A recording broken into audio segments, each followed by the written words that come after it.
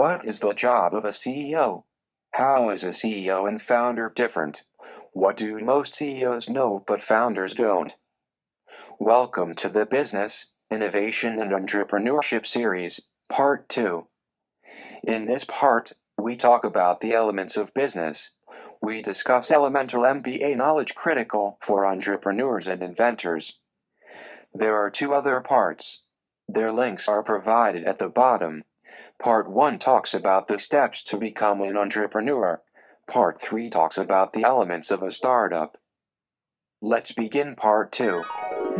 So what exactly is business? How does it differ from regular job and work? Think of business as a train running on a track. The train is expensive, and the track is expensive to build, but the train brings people benefits. It can carry goods cheaply, and it can carry passengers for an acceptable price. In the end, the train must be running to deliver some benefits to either the operator or the passengers, or else it will not get paid.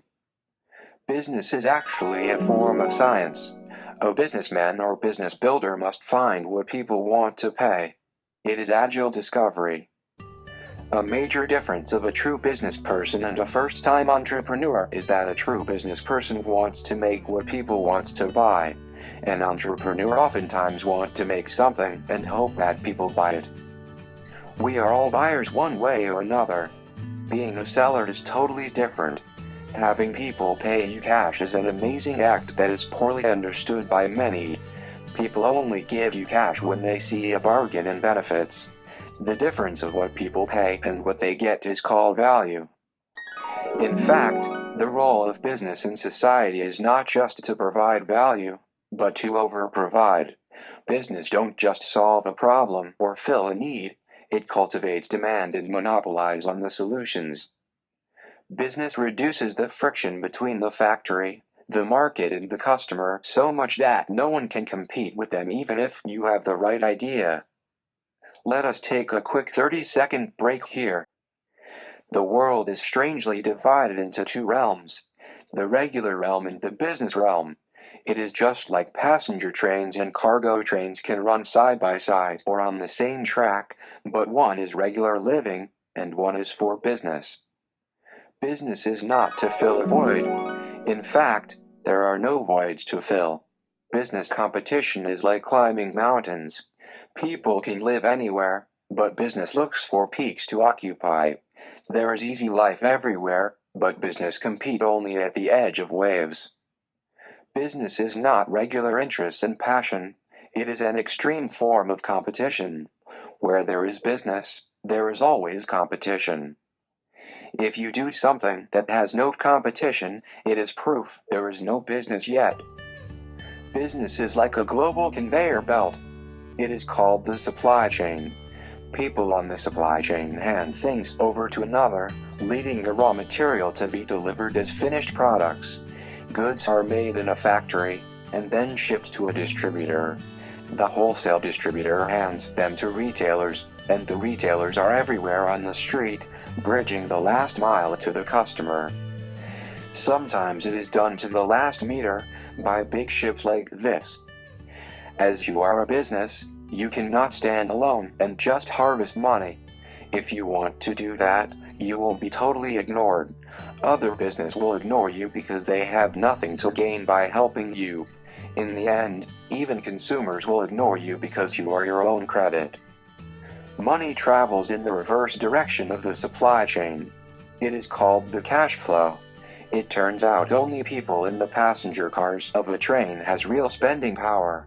Whatever people want to buy, there is a supply chain to cater to that. If customers don't buy, there is no supply chain, no efficiency, no business. Business is also largely marketing. If you are a man and you cannot market yourself to girls, you don't get a date. If you are a maker of a great product but you don't market, no one will hear about you and no one will miss anything. Marketing is to find yourself a spot on the supply chain.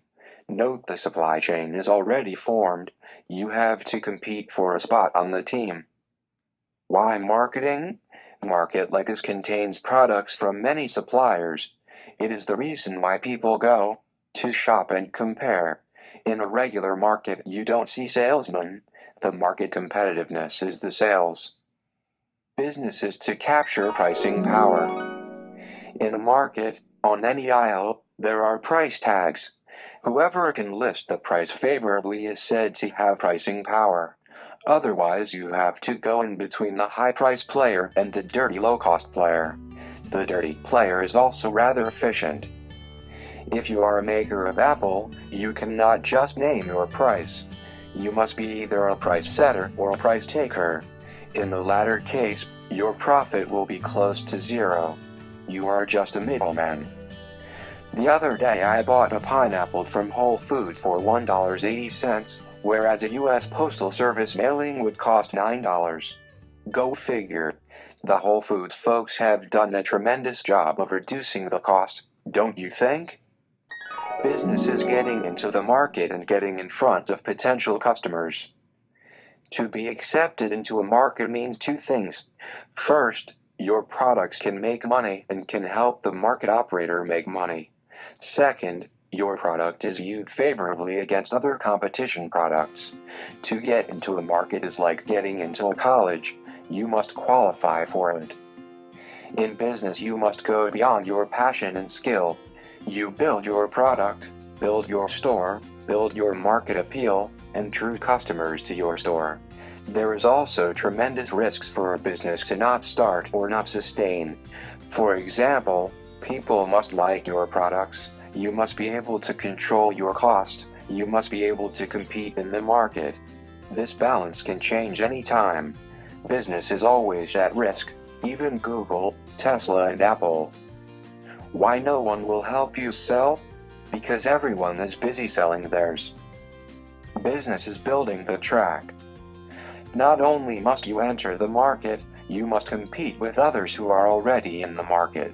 You must increase the efficiency to make sure you can make some profit, rather than just passing the money. That is why Amazon spends so much money to build the fleet. It is not just expansion. It is survival.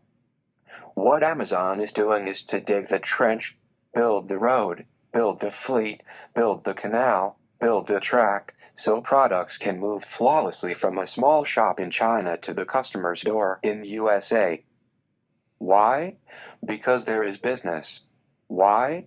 Because you must build a monopoly to make sure upstarts don't take your work. Let's take a much-deserved break.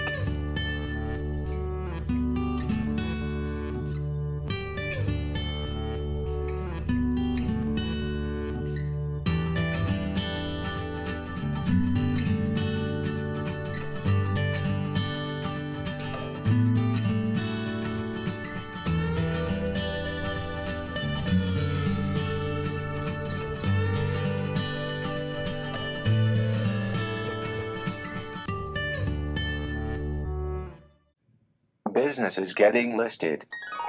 In the world before the internet, people used the yellow page to list their company and services. Each company is listed in one category. The yellow page is like the local index on Google search. Today, Google is the global yellow page. You must find how you want your business to be listed. You don't want to be listed in a category called Other. Remember, no one will go find you. You help yourself by being found easily. You must survive first. Business is to dominate your niche. What kind of business can make one rich? What kind of business is good? The answer is every business. As long as you are number one, you can always make money. However, if you are number 2 or 3, you will have no profit and very little revenue. Business is trying to be number one in your niche silo. You can either think of it as digging under or climbing. In either case, business is competition. It is funny. The world seems very open, and yet businesses fight to dominate narrow niche. Business is relation. Business is trust first. If a customer have any doubt about you, they will not buy and pay. If your very presence in 5 years is doubtful, no one will order things from you because ordering from you will expose themselves to risks. In this regard, Business and relationship is really the same. That is why there is a term called value proposition. A business is really proposing to the customer for a marriage, and hope the customer would nod. A customer must want to keep you. When someone becomes your customer, it is really like they become your family. They demand benefits, on top of what they paid price to you. People only buys benefits, either extremely low price or very high quality, or a free problem-solving tool. Business is competition of efficiency. Efficiency can only be achieved if you have enough customers. Let's go back to the example of the pineapple. How can Whole Foods offer a pineapple for $1.80, which is below the shipping cost? The answer is scale. The size matters. The size of the market, so-called ceiling, is how big you can grow to be. If the ceiling is low, you can never reach enough efficiency, which means you are always at risk of competitors. Overall, business is everything in life. If you want to build a business, it is much more than skills and interests. You must have store, products, customers, relations, and efficiency. There is no void for anyone to step onto. Even business itself is unnecessary, non-essential. A business founder must know that people don't have to buy anything. There is no such thing as needs or wants. Saving money is the biggest need for many. Business is just business. Business is not good or bad, not rich or poor. Business is just business. It is a way of living for some, a way of ambition for some, and a way of learning for many. Edited by Chang Liu, March 2021.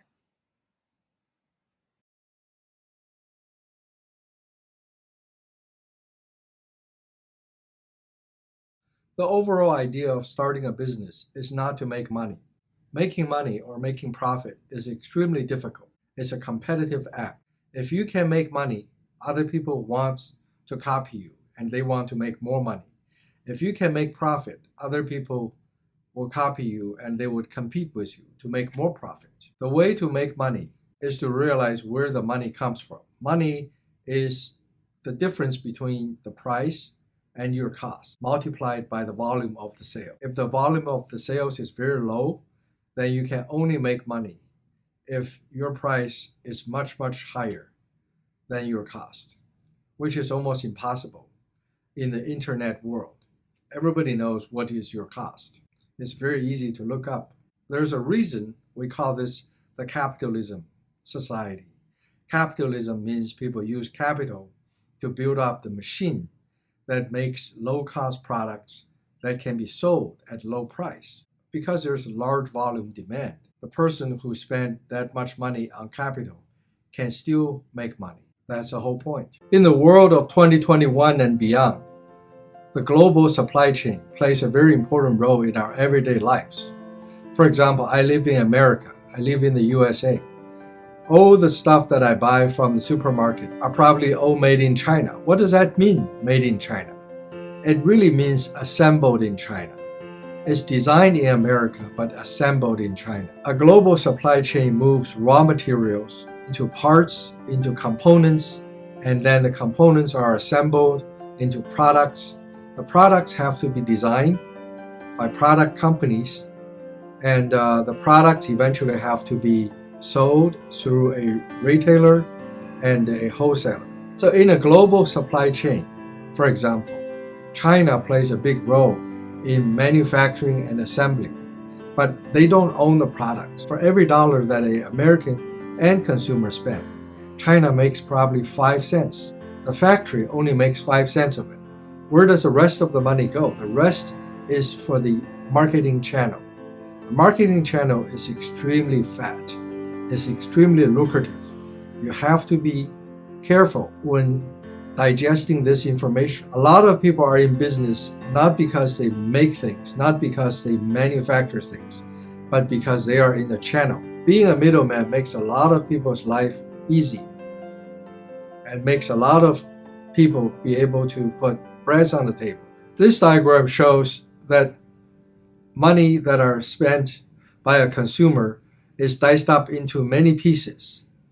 and different parts of the supply chain gets to keep a portion of it until the very upstream, until the very source. We discussed about the smiley curve before. On the smiley curve, you have the designer, the manufacturer, and the marketers. The designers add a lot of value. The designers are mostly residing in the USA. The manufacturers add a lot of value, but their price is really low because there's no barrier for them. So they typically reside in China. And the marketers are in the USA. Eventually, the end consumer feel that they get a good deal because they get something really, really cheap. But how is that possible? How is that possible that you have so many people along the chain and the end consumer can still pay something so cheap? That's because of the scale. If you do not have the scale, if you do not have the volume, no one would participate in the supply chain because it's not productive, it's not profitable.